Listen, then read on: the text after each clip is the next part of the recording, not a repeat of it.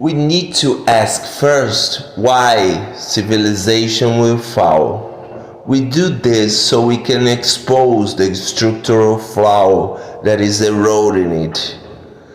I like the metaphor that modern civilization is a castle in the sky. Civilized man is dependent on an artificial way of life, alienating himself from the very foundation he stands on, the earth. Because of this, going to the wilderness feels like suicide to the modern mind, just as it does to jump off the borders of a floating castle high in the sky. I'm not saying you should jump off the castle, but we had better start searching for parachutes. If you are in a sky castle with no parachute, you are definitely a prisoner, bound to the castle you work for it, not for a true wage, but under the constant threat of being kicked out. And the saddest part is that we were raised in the castle. We eat from our master's hands, developing skills that are only useful to the machine that cages us. We are beings who have never been on the outside. Definitely slaves. I call it mental slavery because you're in the Eight of Swords, believing there is no choice. You also assume a collective responsibility. If everyone stops feeding the flying castle, it crashes into the ground. The castle demands your blood, sweat, and tears just to stay in the sky. Both left and right wing ideologies refuse to question this bondage. Both sides merely want to give you more jobs, empowering slave masters and rulers. Some say the left has the higher moral ground because its role is to make your slavery easier to swallow. They both act as if there is no other choice, to put you in the Eight of Swords, because they both benefit from your captivity. And you are proud of it. You call it patriotism, you call it dignity. You hope things get better just so you can become a happier, more comfortable slave. We are so used to deception and self-deception that we cannot realize the truth is simple. The system makes things difficult just to create more jobs, training you to believe that raw truth sounds absurd. The simplistic way of thinking of a simple-minded individual. But it really is that simple. And the simple truth here is, all this mess just for us to have some fancy toys is not a sustainable society model. The simple truth here is that any flying technological industrial society will eventually fall. The simple truth is we need a more grounded society model. Stop hurting yourself trying to make it work. Just give it up. Let go of the toy. Okay, but what to do next? The answer is also simple. The simple truth here is that we must return to simplicity. A simple life. Let's steal all the knowledge we can still put our hands on and run back to the wilderness. Let's start everything from scratch again, except now with the old world in our pockets, ready to be exploited for a renaissance, not taking control, fighting against or dismantling anything, but withdrawing. You beat the system when you empty it. You don't need to fix a flawed system. You need to change what you think is a priority. Instead of perfecting new toys, what about becoming more interested in waste? Civilized men produce a lot of free waste, and one day probably waste is all we will have left. Therefore, scavenging and technological recycling are more grounded skills to develop for the ones who don't belong to the castle. If one day waste is all we will have left, the scavenger will rule over us all.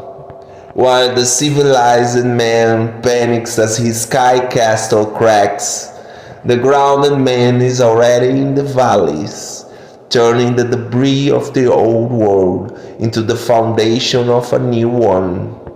The solution to the problems of the world is really simple. Stop being the whore the system feeds on. Disobey, do not fit in, and you will die anemic. Which means, in other words, be a bum, do nothing. That's the least you can do. Don't compromise, avoid complicity. I say the truth is simple, not easy. Instead of a bloody external revolution, reject control. Wage war against yourself, against your attachments. But nobody wants to do that, right? Everyone is too damaged to react healthily to this invisible threat. The soldier thinks he's brave for traveling abroad and destroying the enemy's nation. But is he brave enough to not go into the supermarket? To stop buying their toys and medicine? To stop spiraling down into their control? If your master decides to poison you, you will eat from his hand and drop dead. Let it go. No matter how amusing the toy, let it go. Technology can create very nice toys indeed, but the best of them is worth less than the leaf of a tree. All your money cannot buy back the beautiful eyes of a single child. It's simple, but you need to make it difficult. You don't use language to bring clarity and vision to the oppressed. You make it complex so they need you to guide them.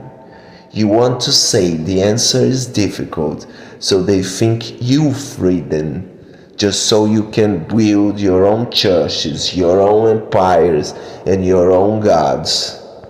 But the answer to the problems of the world is so simple it hurts.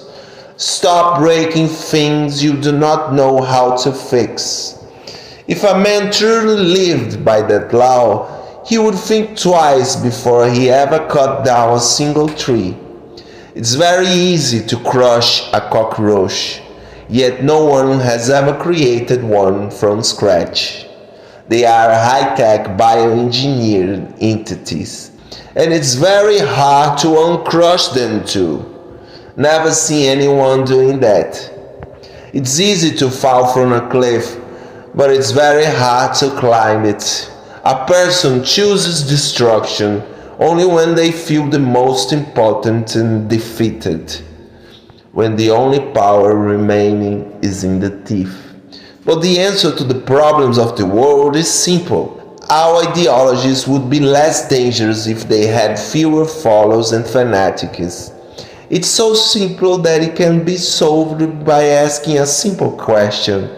Why such a struggle to impose someone else's ideas? Isn't that boring? Reserve the right to create your own ideas. Well, if I must play the game of fixing the world, I will at least put my own imagination to work, so the effort is not entirely wasted. Why should I fight for your vision? I will spend my time creating my own. I will say from now on, children have gained the right of cutting their own hair if they wish so, and no adult can stop a child from doing it. That is the idea I want to impose. The more people think creatively, the more creative solutions we will have. A proliferation of individual ideas dilutes the massive blocks of followers, while a series of genuine alternatives disperses the fanatics. It is such a simple solution that all you need to do is be innocent enough to say, I will create my own. Yours is good, but mine will be even better. Also, a good revolution would be to stop listening to intellectuals and start remembering old truths, like how it's actually simple to change the world. Raise your children better. When intellectuals take their ideas seriously enough to implement them politically, society becomes an experimental lab. The intellectual becomes the mind that guides the tyrant, and the tyrant ensures the idea is enforced. If the intellectual is the architect, the tyrant is the engineer, and we become nothing more than bricks in the wall of the system they wish to trap us in, like specimens extracted into a test tub. The only great and good revolution is a father not breaking his child's heart. If the heart is kept whole, one less piece of the world will ever need to be fixed. So we see someone make the world better simply by refusing to ruin it. But to a species that has already broken everything around it, doing nothing sounds too small. The only true revolution is mass enlightenment. But we don't even know yet if such a thing exists.